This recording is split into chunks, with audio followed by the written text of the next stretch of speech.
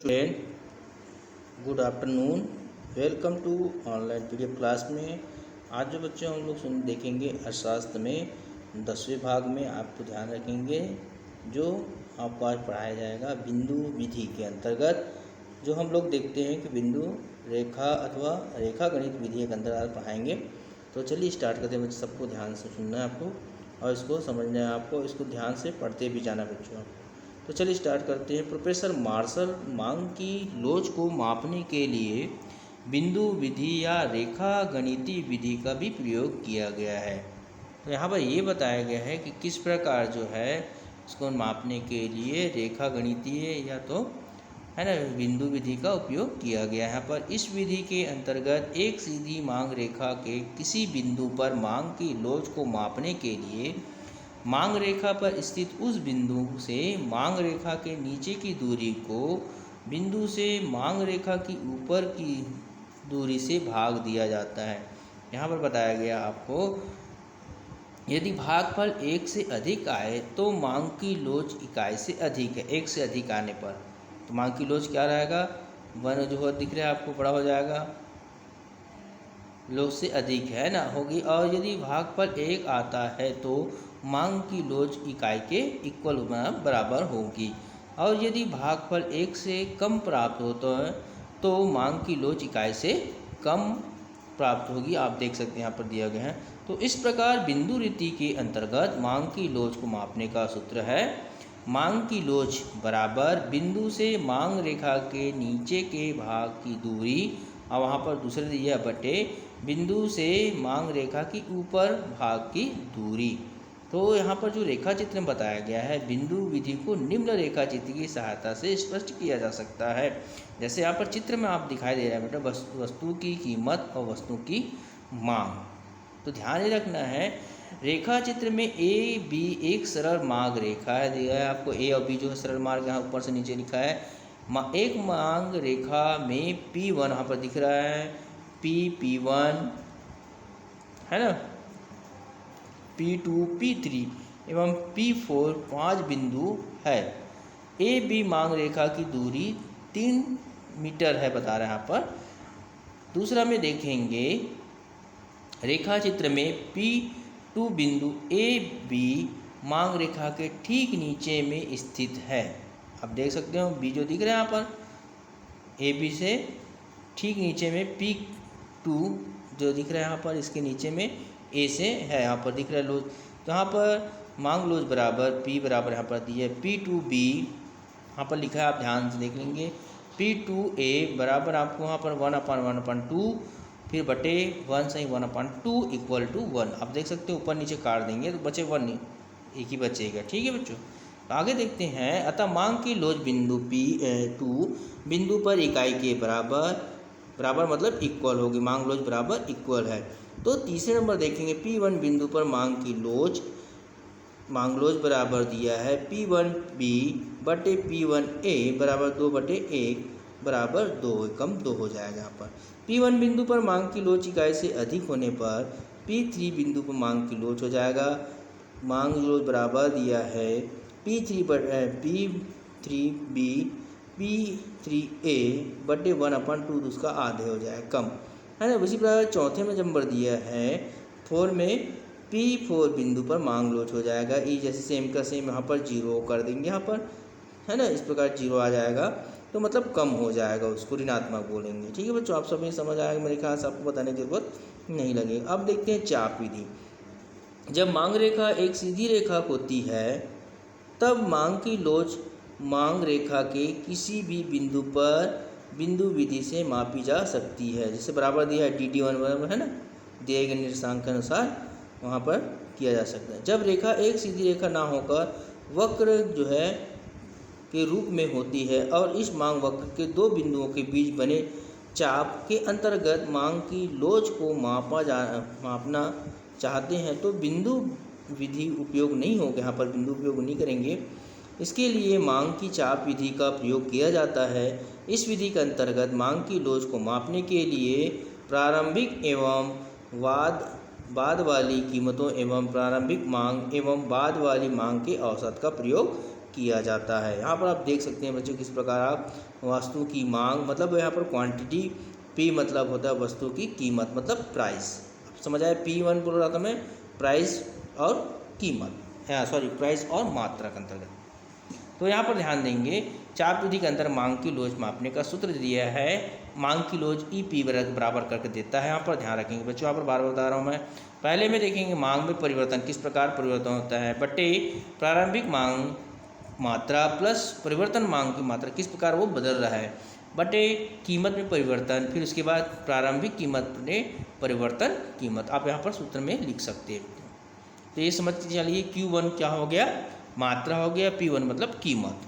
ठीक है, तो इस प्रकार आप यहाँ पर सूत्र में बना सकते हैं। अब यहाँ पर चाप विधि को निम्न रेखा चित्र की सहायता से स्पष्ट किया जा सकता है। आप देख सकते हैं यहाँ पर किस प्रकार करना है, इसको मैं आप रहते थे यहाँ पर अलग से बताया पड़ता है, लेकिन यहाँ पर जो है सिर्फ समझ के ही आपको समझना है बेटा। प्रस्तुत रेखा चित्र में DT में मार्गदर्शक में दिखाया गया है, दिशा निर्देशांक में मांग वक्र जो दिया है, इस मांग वक्र के दो बिंदु A B के बीच बने चाप पर मांग की लोच मापने के लिए प्रारंभिक मांग एवं नई मांग तथा प्रारंभिक कीमत तथा नई कीमत के औसतों का प्रयोग किया जाएगा। A तथा B बिंदु के बीच की लोच का सूत्र इस प्रकार आपको दिया गया है बेटा। ऊपर में दिया है मांग की लोच बराबर जो दिया है Q1 मतलब कीमत 1 और कीमत 2 माइनस कीमत 2, सॉरी कीमत मात्रा। ठीक है बच्चों, इसी प्रकार नीचे में दिया है मात्रा 1 प्लस मात्रा 2 बटे 2, वैसे मूल्य बराबर दिया है आपको। तो इसमें आप करके देख सकते हैं, तो इस प्रकार आएगा मांग की लोच क्या हो रहा है, कम हो रहा है आपका। ठीक है बच्चों, अब यहाँ पर ध्यान देंगे आप लोग कि जो है मांग की लोच को प्रभावित करने वाले तत्व, जो है इस प्रकार के क्वेश्चन जो हमको मैथ्स जैसे बनाया तो मज़ा आता है बच्चों। ध्यान रखेंगे आप इसे अच्छे से समझ जाएंगे। तो चलिए देखते हैं इसमें मांग की लोच को प्रभावित करना तत्व कौन कौन से प्रभावित करता है।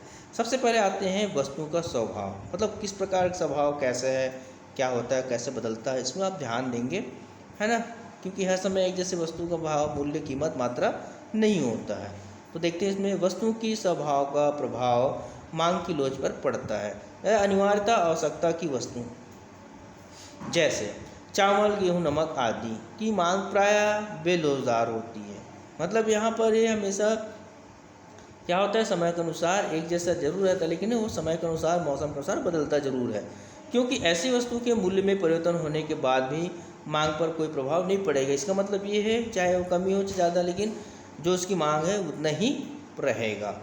वही आरामदायक वस्तु की मांग बेरोजगार होती है, क्योंकि इनके मूल्य में कमी हो तो मांग में वृद्धि जरूर होती है, और मूल्य में वृद्धि होने से मांग में कमी आ जाती है, तब ये लोजदार कहा जाता है ना। उसी प्रकार देखते हैं यहाँ पर और बताया गया है, और मूल्य में वृद्धि होने से कम हो ही जाती है, जबकि विलासिता संबंधित वस्तुओं की मांग अधिक लोजदार होती है, क्योंकि इन वस्तुओं के मूल्य में परिवर्तन होने से मांग पर बहुत अधिक प्रभाव पड़ता है, क्योंकि उसको लेना ही नहीं चाहते। ठीक है, अगला दूसरा है वस्तु का प्रयोग, यूज ऑफ द कमोडिटी। जिन वस्तुओं का प्रयोग अनेक कार्यों में किया जाता है उनकी मांग की लोच अधिक लोचदार होती है, जैसे बिजली, इनको हमको ज़रूरत है, कोयले आदि इत्यादि। बिजली की दरों में कमी आने पर इसका प्रयोग रोशनी, खाना बनाने, कमरे को गर्म करने, रेडियो टीवी बजाने, है ना, मशीन चलाने, पंखा और कूलर चलाने इत्यादि कार्यों में किया जाता है। इसके विपरीत बिजली के दरों में थोड़ी सी वृद्धि होने पर बिजली का प्रयोग अत्यंत आवश्यक कार्यों में ही किया जाता है। इससे बिजली की मांग में बहुत अधिक कमी आ जाती है। अतः जिन वस्तुओं के अनेक प्रकार से प्रयोग किया जा सकता है उनकी मांग अधिक लोचदार होते हैं, तो बिजली का हम उपयोग करते ही हैं। अब स्थापन्न वस्तुओं की उपलब्धता, एबिलिटी ऑफ सब्स्टिट्यूट्स। किसी वस्तु के बदले में दूसरे वस्तु का प्रयोग किया जा सकता है तो ऐसी वस्तुओं की मांग अधिक लोचदार होती है, मतलब इनके मतलब दूसरे। इन वस्तुओं के मूल्य में वृद्धि हो जाने पर अन्य स्थापना वस्तुओं का प्रयोग बढ़ जाता है, बस शर्त कि उनका मूल्य स्थिर रहे। इससे इन वस्तुओं की मांग बहुत घट जाती है। उदाहरण के लिए एक चाय एवं कॉफ़ी एक दूसरे की स्थापना वस्तु है। यदि चाय का मूल्य कम हो जाता है और कॉफ़ी का मूल्य ज्यों का त्यों बना रहता है, तो अब बहुत से कॉफ़ी पीने वाले लोग चाय पीना शुरू कर देंगे। इससे चाय की मांग और बहुत बढ़ जाएगी। इसके विपरीत ऐसी वस्तुएं जिनकी स्थापन वस्तु बाजार में उपलब्ध नहीं है उनकी मांग बेरोजगार होती है। इसका कारण यह है कि अन्य स्थापन वस्तु उपलब्ध न होने के कारण कीमत बढ़ने पर भी उस वस्तु का उपयोग किया जाएगा, अतः वस्तु की मांग में विशेष कमी नहीं आएगी। ठीक है बच्चों, अगला देखेंगे उपभोक्ता की आर्थिक स्थिति, मतलब जैसे उसकी स्थिति वैसे economics position of the consumer.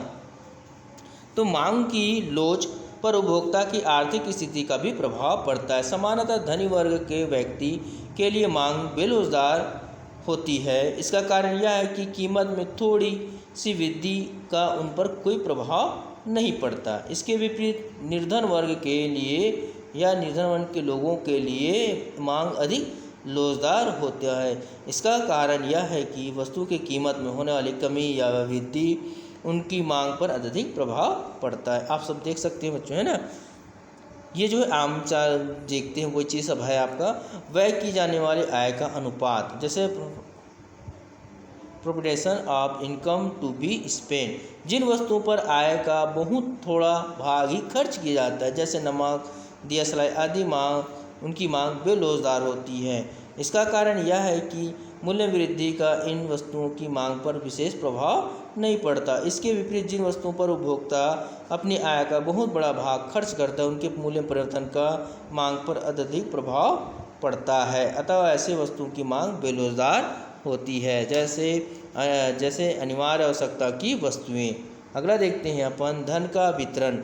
Professor टांजिंग के अनुसार जिस समाज में धन का वितरण समान होता है वहाँ मांग अधिक बेरोजगार होता है या होती है। इसका कारण यह है कि आय का वितरण समान होने के कारण सभी लोगों में वस्तुओं को खरीदने की क्षमता एक समान होती है, अतः मूल्य में थोड़ी सी कमी होने पर उसकी मांग बहुत अधिक बढ़ जाती है। इनके विपरीत जिस समाज में धन का असमान वितरण होता है वहाँ बेरोजगार होती है, क्योंकि समाज में अधिकांश लोग निर्धन होते हैं, अतः मूल्य में कमी होने पर उन्हें अधिक उनके पास खरीदने की क्षमता का अभाव होने के कारण मांग में विशेष वृद्धि नहीं हो पाएगी।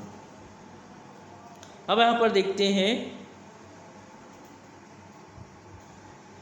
उपभोक्ता की आदत का प्रभाव। यदि उपभोक्ता को किसी वस्तु विशेष के उपभोग करने की आदत बन गई है तो ऐसे वस्तु के मूल्य वृद्धि होने पर भी उसकी मांग में विशेष कमी नहीं आती, अतः ऐसे वस्तुओं की मांग बेरोजगार होती है। उदाहरण के शराब की मांग बेरोजगार होती है, मुद्दे बढ़ भी जाए तो भी उसको खरीदेगा। वस्तु को उपभोग को स्थगित करने की संभावना। यदि वस्तुएं ऐसी होती जिनका उपभोग उनके मूल्य में वृद्धि होने के कारण स्थगित किया जा सकता है तो ऐसे वस्तु की मांग बेरोजगार होती है, जैसे छाते, जूते आदि की मांग। छाते के मूल्य में अत्यधिक वृद्धि होने पर भी लोग बगैर छाते के काम चलाना शुरू कर देता है। इससे छाते की मांग बहुत अधिक घट जाएगी और छाते की मांग लोचदार होगी। इसके विपरीत बहुत सी वस्तु ऐसी है जिनका उपभोग मूल्य में वृद्धि होने पर भी रोका नहीं जा सकता, तो ऐसी वस्तु की मांग बेरोजगार होती है। उदाहरण के लिए चावल, गेहूँ जैसे अनिवार्य आवश्यकता की वस्तु इसकी श्रेणी में आते हैं। संयुक्त मांग वाला। कुछ वस्तु ऐसी होती हैं जिनकी मांग किसी आवश्यकताओं को संतुष्टि करने के लिए एक साथ की जाती है, इन्हें पूरक वस्तु अथवा संयुक्त मांग वाली वस्तु कहते हैं, जैसे डबल रोटी और मक्खन, पेन और स्याही, घड़ी और चैन, मोटर गाड़ी और पेट्रोल इत्यादि वस्तुओं की मांग बेरोजगार होती है, क्योंकि स्याही की कीमत में कमी और पेन की कीमत में वृद्धि पर स्याही की मांग नहीं बढ़ेगी। समय का प्रभाव।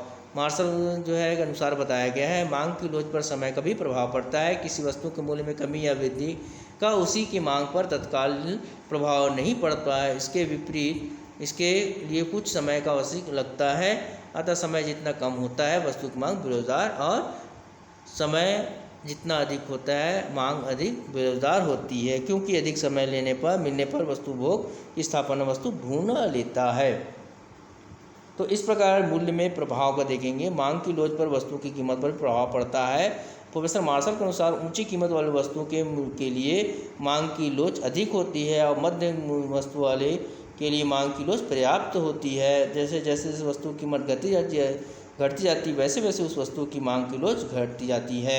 यदि कीमत में इतनी गिर जाए कि तृप्ति की समय आ जाए तो लोग धीरे धीरे समाप्त हो जाती है, अर्थात ऊंचे मूल्य व कम मूल्य वाले वस्तुओं की मांग बेलोजदार या कम लोजदार सामान्य मूल्य वाली वस्तुओं की मांग लोजदार होती है। जीवन स्तर का प्रभाव आप देखते हैं, ऐसे मनुष्य के जीवन स्तर का प्रभाव भी मांग की लोच पर पड़ता है। यदि लोगों का जीवन स्तर निम्न है तो मांग बेलोजदार होगी, लेकिन जिन लोगों का जीवन उच्च स्तर है वह मांग बेलोजदार होगी, क्योंकि मूल्य के परिवर्तन से ऐसे लोगों की मांग पर कम प्रभाव पड़ता है। राशनिंग मतलब होता है जिन वस्तुओं के उपभोग पर सरकार द्वारा राशनिंग की जाती है ऐसे वस्तुओं की मांग बेलोजदार होती है, क्योंकि मूल्य चाहे बढ़े या घटे सरकार द्वारा उपभोक्ता को एक निश्चित मात्रा में वस्तु खरीदी जाती है, जैसे इसलिए मांग बेरोजगार, जैसे आप देख सकते हो राशन दुकान में। ठीक बेटा, आज के लिए गुड डे।